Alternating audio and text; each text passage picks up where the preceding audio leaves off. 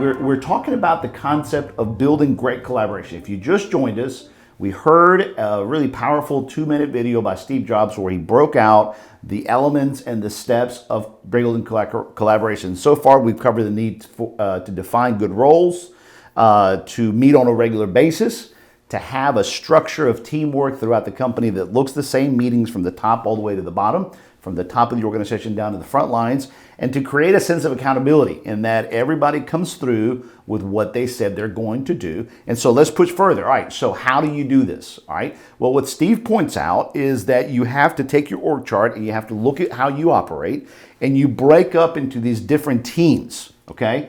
You break up into different teams that are functionally probably already in place. They just need to be identified and said, all right, this team, the administration team, which is made up of 2 or 3 different department leaders, or the clinical team, or a group of engineers. However, it might be broken up by departments, or it might not be, or it might be a combination of the collaboration between certain groups. For example, your marketing team and your sales team have to regularly meet, then that's a team. But you come up with your teams based on the projects and on the need of what needs to be pushed. So notice what Steve Jobs says here about breaking up into teams, okay? We were great at figuring out how to divide things up into these great teams that we have and all work on the same thing, touch bases frequently, and bring it all together into a product. We do that really well. See, he keeps saying that. We do that really well, okay? And what is it that he says that we do that really well? Is we break up into teams, okay? Then in those meetings, we create solutions, okay? We bring things together and we create solutions, okay? Nothing just sits on agendas. And he makes the point, we do this really well. All right, at the beginning of the video, he pointed out Apple is a great collaborating company.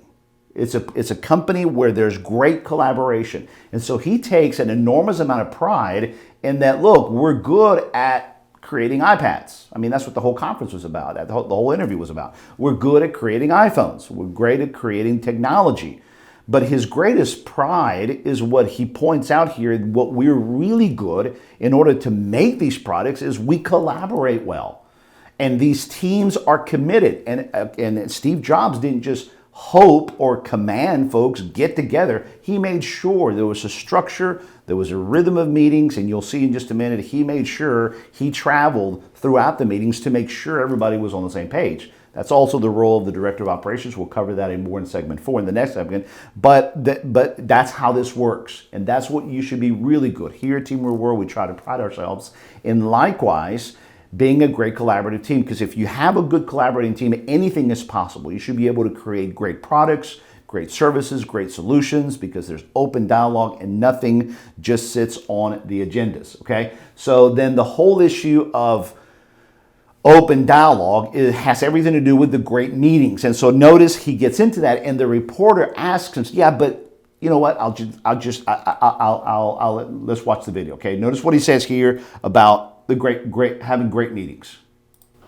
And so what I do all day is meet with teams of people and work on ideas and solve problems to make new products, to make new marketing programs, whatever it is. And are people willing to tell you you're wrong? Okay, so great question. All right, so you have to have first a commitment to having these great meetings, okay? And in these great meetings, you have to have an incredible amount of disagreements, okay? It's very difficult to admit that, but let's see how he answers him. He asks him the question. All right, so I understand you're going to have great meetings, and you have to have ideas, and you have to discuss problems, you have to create great solutions. I understand that, but let me ask you a question. Are people really willing and able to disagree with you? You're the boss. Can they disagree with you? Let's hear how he answers. Okay, let's hear the question again. Willing to tell you you're wrong? In programs, whatever it is. And are people willing to tell you you're wrong? Yeah. I mean, other than snarky journalists. I mean, people that work. Oh, yeah. No, we have wonderful arguments. And do you win them all? Or? Oh, no, I wish I did. No, see, you can't. If you want to hire great people and have them stay working for you, you have to let them make a lot of decisions, and you have to be run by ideas, not hierarchy. Okay? This is very powerful. This is very strong. Okay? What Steve is pointing out here is at the core of why collaboration cannot happen. And that is because egos get in the room. Okay? And unfortunately, I'm one to admit it. I wish I was better at fixing it in my own life. I wish I was faster at it. I'm working on it. Is that the higher you go in your position of authority in the company, if you become the boss or you become an executive, one of the things that got you there is probably an incredible amount of overconfidence, which is easily labeled ego. Okay? And so you carry your ego into meetings, and people know that. You have authority, you have power, and that makes people not comfortable that they can disagree with you, okay? And people know that. If there's one thing that I hear all the time whenever I'm helping managers, team leaders speak up, employees, staff members, frontliners speak up, is the fear that I'm gonna get in trouble. I can't tell him that. I can't tell him he's wrong. He's the boss. And everyone says that. And so whenever I interview and I assess companies and I talk to team members and I ask about, well, tell me what happens in these meetings. Are you able to disagree with, and I name the boss? And then just look at the reaction. And if the reaction is one of, no, that doesn't go well around here. Well, then I know collaboration has broken down in that company.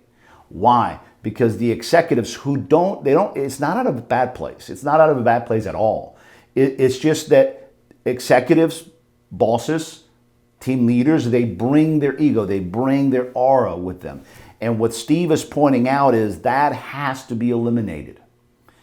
Everyone needs to know that the executives, what they want to see is disagreement with them. Because I've never interviewed or met or counseled or coached an executive that when I talk with them and I ask them, do you want your people to disagree with you?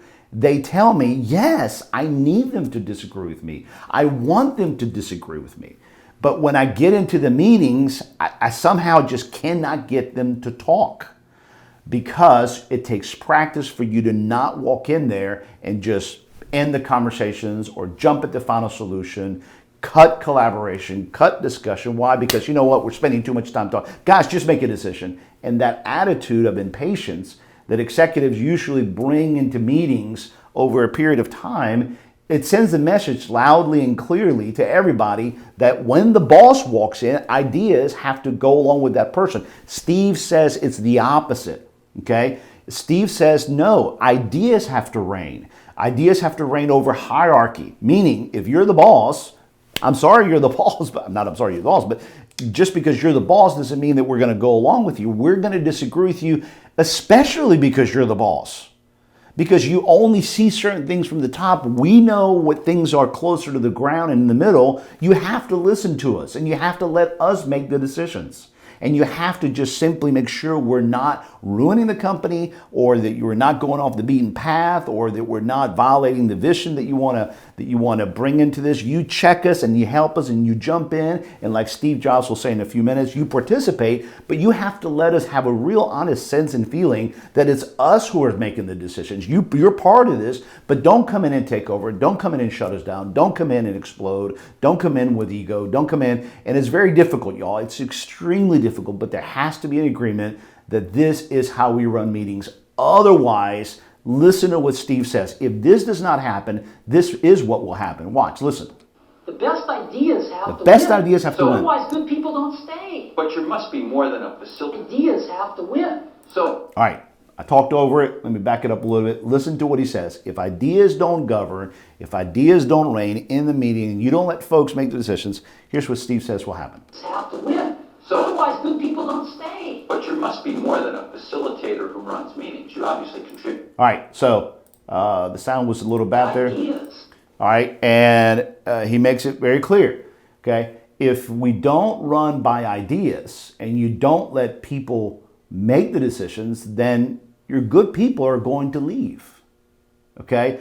Good people don't tolerate that. And by good, it's not moral good, it's just competent. Very good, competent people that know how to debate, know how to argue, know how to have great meetings, know how to move things forward. They don't put up with the level of non-collaboration that happens in most companies, and they look for a job. And that's why a lot of people jump. Why? It's not worth it. They don't listen to me at the office. We don't listen to each other, and things go nowhere.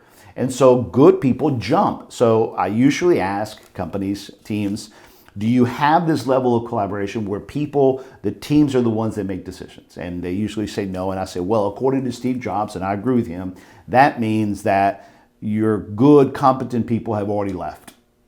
And last week I said that to a team, and one of the team members says, yeah, and we're all that's left. And so you have two options. You either fire the whole bunch and go get people that know how to collaborate and get them back in the room and say, whoops, let's try this again. Or you train your people that you're with and you train them how to do this. And of course, I opt and I encourage the latter option. Train your people on how to collaborate, recommit to these principles, have everybody agree that this is how we're going to turn the boat, and we're going to now commit to these ideas, and we're going to learn how to collaborate and watch it. The people that were quiet before, didn't want to collaborate before, are able to if they know that it's a well-protected, safe environment of well-run, defined rhythm meetings. All right, so then let's go to the last portion, and then of his interview, and then let's go into who's the one that gets to organize all this. All right, so we're going to cover this in the next segment. This is the end of segment 3. You're listening to the Maurice Velasquez Show.